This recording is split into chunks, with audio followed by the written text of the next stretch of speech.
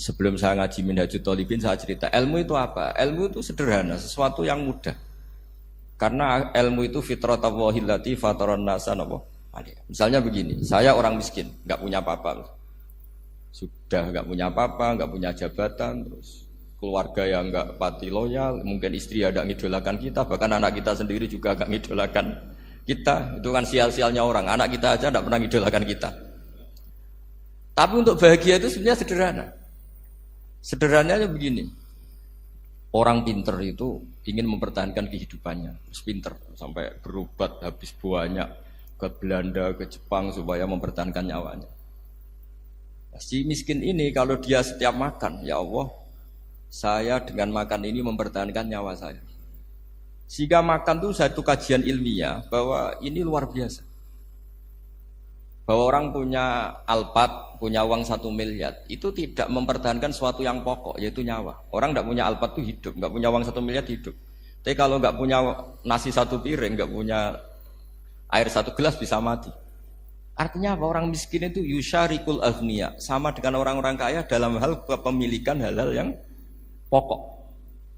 Tapi kadang-kadang orang miskin itu ya nyon sewu agak belagu, sudah miskin ingin punya Alphard, sudah miskin ingin punya ya dia tersiksa. Harusnya cara berpikir nggak punya Alphard tuh masih hidup, nggak punya uang 1 miliar masih hidup. Yang punya Alphard hidupnya juga pakai nasi 1 piring, yang punya uang 1 miliar juga pakai nasi. Ya kalau itu kan sama, saya punya.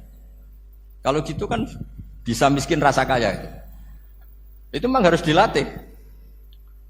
Nah, kalau orang kaya kan rumahnya banyak di mana-mana. Memangnya kalau rumahnya banyak di mana-mana terus tidur di sini 1 jam, di rumah itu 1 jam, malah nggak bisa tidur kan? Tetap aja yang dipakai 1 kamar. Itu gunanya apa punya rumah banyak? Setidaknya zaman miskin itu dia berpikir gunanya apa punya rumah banyak yang dipakai ya hanya 1. Meskipun suatu saat kalau dia kaya juga berpikirnya agak rubah. Ya penting punya rumah banyak biar kemana-mana punya rumah, nggak apa-apa. Tapi sementara masih miskin jangan berpikir seperti itu. Nah yang menjadi miskin kacau kan sudah miskin berpikirnya gaya orang kaya, itu kecelakaan. Lah itu ilmu, maksud saya itu ilmu. Jika dulu Nabi ngajari orang miskin itu sederhana. Ketemu orang miskin sama Nabi diajarkan. Nabi diantara ajarannya begini. Ada seseorang man asbaha, orang yang setiap harinya mu'afan fi jasadi, dia sehat, aminan fi sirbi, negara dalam keadaan aman, tidak dalam ancaman. Indahu qutu yaumi, dia hari itu punya makan. Faka'an nama khizat lahu dunya bihadzafiriha, berarti dia sudah punya dunia dan seisinya. Karena polanya sama. Buat Presiden Amerika itu yang untuk mempertahankan nyawanya ya makan pokok dan minuman pokok, bukan jabatannya sebagai presiden atau punya uang triliunan. Orang paling kaya di Indonesia juga gitu, untuk mempertahankan hidupnya juga dengan makanan pokok. Dan itu orang miskin punya. Kehidupan paling top itu apa? Ya kehidupan yang mempertahankan nyawa itu yang paling top, lainnya itu enggak. Karena mempertahankan nyawa ini super penting. Dan orang miskin bisa. Nah, saya berharap ilmu seperti inilah menjadikan dulu itu kuat ketika melawan Belanda. Kenapa kuat? Karena mereka gampang syukur. Barokahnya gampang syukur itu selesai dengan dirinya sendiri. Kalau bahasa intelektualnya itu, orang kalau sudah selesai dengan dirinya sendiri bisa berpikir memanfaati pada orang. Dulu orang-orang miskin ketika era sahabat, termasuk era para ulama yang mendidik para umatnya, itu selesai dengan dirinya sendiri. Nah sekarang banyak orang miskin juga termasuk orang kaya, bahkan belum selesai dengan dirinya. Wah itu angel, ngajak jihad angel, karena dengan dirinya saja belum selesai. Maka masyhur itu kan ketika perang Tabuk ada orang datang, kira-kira kalau Indonesia pakai beras 4 kilo, ya Rasulullah yang 2 kilo tak kasihkan keluarga kami supaya bisa makan, yang 2 kilo tak kasihkan jenengan untuk biaya perang. Perang Tabuk itu perang tersulit, disebut perang Dhatil Usra. Sekarang hitung saja, ini coba dihitung, mungkin yang bagian kasir tahu. Kalau 2 kilo kali 3.000, umat Islam pas itu sekitar hampir 3.000, itu sudah 6.000 kilo. 6.000 kilo itu artinya apa? Orang miskin ketika perang membiayai dirinya sendiri, itu satu. Kedua, dengan mental memberi, orang ini tidak tamak. Barokahnya tidak tamak, tidak nyalahkan yang kaya. Efek dari itu apa ketika perang Tabuk?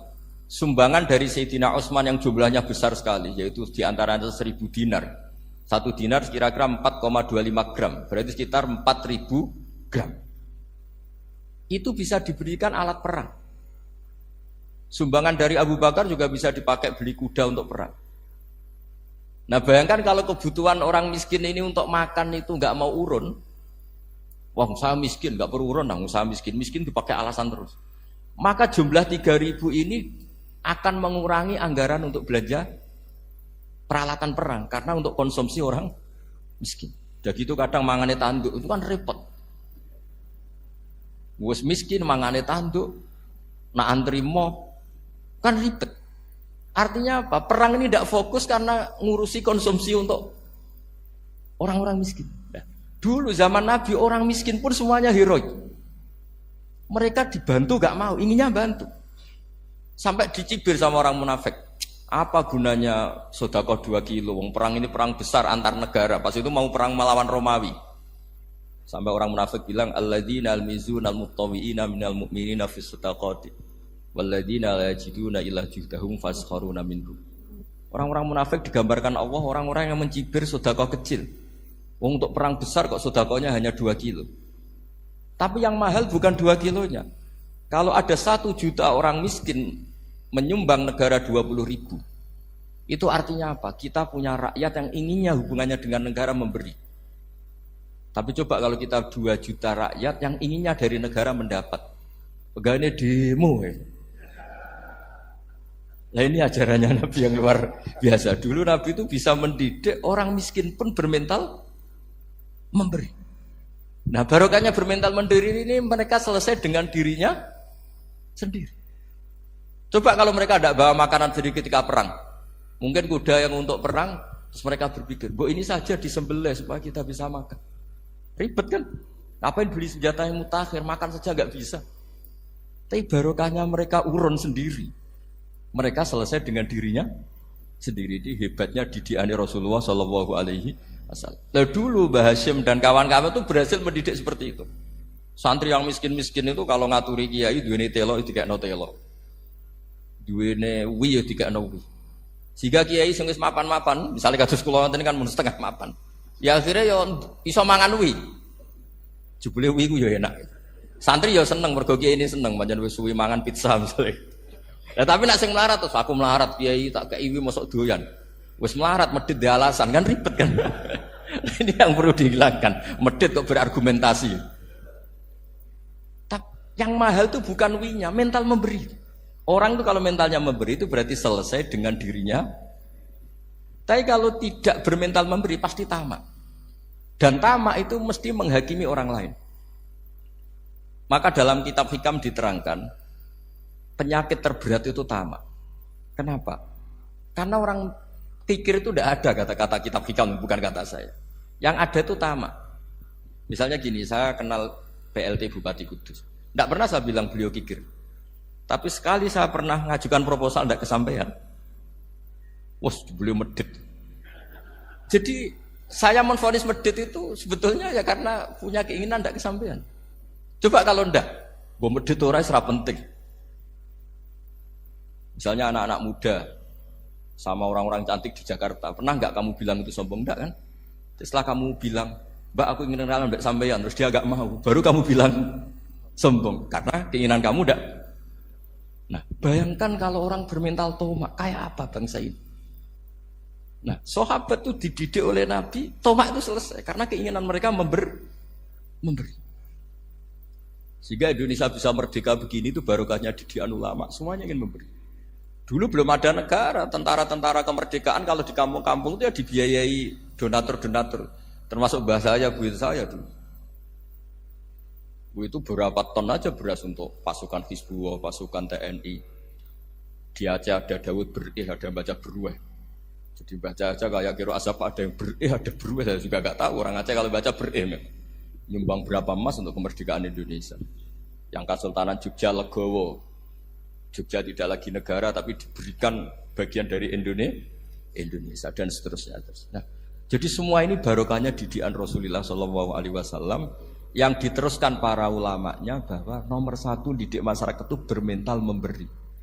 Dengan bermental memberi apapun kecilnya ini selesai dengan dirinya sendiri.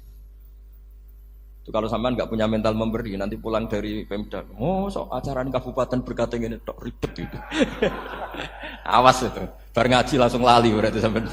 Sudah kalau nggak urun ini sudah luar biasa, nggak urun untuk berkat itu sudah luar biasa. Jadi itu yang makanya Nabi itu Quran dimulai wa mimma razaqnahum yunfikun. Quran mengajarkan bermental memberi yunfikun. Nabi berkali-kali ngulang al yadul ulya khairum al yadis sufla. Dan memberi itu tidak harus nunggu kaya. Gambarannya Quran tentang orang baik itu gimana? Alladzina yunfikuna fis sarra wadharra. Bukan fis sarra saja, ketika wadharra juga. Saya pernah guyon sama orang kaya di Jakarta. Dia uangnya miliaran, mungkin malah triliunan. Guyon sama saya, Gus saya ini sudah sekian bangun masjid di mana-mana. Saya ini berarti hebat. Enggak kata saya. Enggak ada masjid agama tetap jalan kata. Karena di kampung-kampung sudah banyak masjid kata. Masih keren tukang becak kata. Kok bisa Gus? Sampai nyumbang masjid 1 miliar, itu masjid apa kata saya? Ya masjid-masjid besar. Nah itu paling dipakai kubah atau menara atau apalah yang tidak mendesak. Tapi kalau orang miskin, ngutangi orang miskin itu kalau nggak utang hari itu nggak makan. Kan nggak mungkin tukang becak ke utang ada bank atau orang kaya raya kan kenal saja ndak. Mesti orang miskin utangnya sama orang miskin. Saya kalau orang kaya utang Habibidin mesti mau beli Innova karena level orang elit jadi utangnya itu beli Innova, aksesoris Innova, seri terbaru. Tapi kalau orang miskin sama orang miskin utangnya itu beras untuk nyawa. Artinya apa? Kalau saya diutangi Habibidin untuk beli Innova itu ganjarannya itu sekunder. Tapi kalau sesama orang miskin itu ganjarannya primer. Keren mana? Hutang-hutangannya orang miskin sama orang kaya. Satu menyelamatkan nyawa, satu menyelamatkan citra. Dia baru sadar, ternyata orang miskin lebih hebat ketimbang saya, lebih hebat, tapi tidak usah ditiru kata saya. Cuma dia menjadi tidak sombong sekian miliar yang disumbangkan ke masjid karena dia menjadi tahu ternyata itu tidak banget. Nah kecuali masjid-masjid yang kamu nyumbang memang masjid perintis di daerah-daerah yang belum ada masjid. Kalau masjid-masjid besar itu kan kadang kebutuhannya sudah selera, bukan pokok. Tidak saya ini cerita ya, jadi supaya orang tahu lah. Zaman Nabi itu orang sudah selesai semua dengan dirinya sendiri. Jadi maksud saya Islam nggak apa-apa tanpa masjid itu masjid yang sudah sifatnya selera. Indonesia kan masjid sudah sifatnya selera semua. Yang dikatakan masjid pokok kan yang dipakai sholat bisa, dipakai alat sesuci bisa. Tapi kalau sudah selera ya pondasinya harus begini, lampunya harus dari kristal, terus kubahnya itu sudah selera. Nah rata-rata sumbangan yang miliatan itu kan sudah ke selera. Sementara orang miskin utang-utangan sama orang miskin untuk menyelamatkan apa coba? Nyawa. Artinya para orang miskin jangan kecil hati, wah saya sudah kok hanya 2 kilo, tapi 2 kilo nyawa. Dan itu pahalanya luar. Nah ini ilmu asal saja. Nah dia itu berhasil seperti itu sehingga orang-orang miskin dulu tuh ngrumat tentara itu ya nganggo wi, nganggo telo, bahkan ada yang pakai apa itu Pak Hartopo itu pisang itu, arasnya pisang itu. Gronggolnya pisang sudah dipakai saja Pak tentara. Tentara di mana-mana bisa makan. Coba kalau yang ngamal yang kaya itu tidak cukup. Tapi barokahnya yang miskin juga ikut ngamal itu cukup karena yang miskin itu mayoritas. Jadi didukung kaum miskin pasti menang lah kan kira-kira gitu. Karena di mana-mana orang miskin itu banyak. Menemukan orang kaya itu nyari data. Kalau menemukan orang miskin seketemunya pasti ketemu. Dan orang miskin ini dididik ulama untuk berkontribusi. Sehingga banyak tentara yang ketika dicari Belanda pura-pura jadi petani. Ini juga yang menyelamatkan orang miskin. Nah, ulama dulu itu orang paling sukses mensuasanakan seperti itu. Nah, itu yang diceritakan di perang Tabuk, mimpa jimaga tazihu qulubu fariqin minhum. Jadi perang Tabuk itu perang di antara yang paling diceritakan Allah berkali-kali apa? Ya Rasulullah tadi malam saya buruh dan ini dapat 2 sok ya kira-kira berapa kilo. Yang separuh untuk keluarga kami, yang separuh saya sumbangkan ke jenengan. Lu coba perang antar negara hanya menyumbang 2 kilo beras. Bayangkan. Tapi nilainya bukan 2 kilo. Kalau 2 juta rakyat Indonesia nyumbang 2 beras, artinya hubungannya dengan negara hubungan ingin memberi. Dan barokahnya hubungan ingin memberi. Ora pati kecangkeman tomak, ora pati kakean menuntut. Ini yang mahal itu yang nggak ternilai itu. Dan itu menjadi kekuatan yang luar biasa sehingga umat Islam bisa mengalahkan pasukan Romawi. Nah Indonesia dulu kira-kira seperti itu prakemer.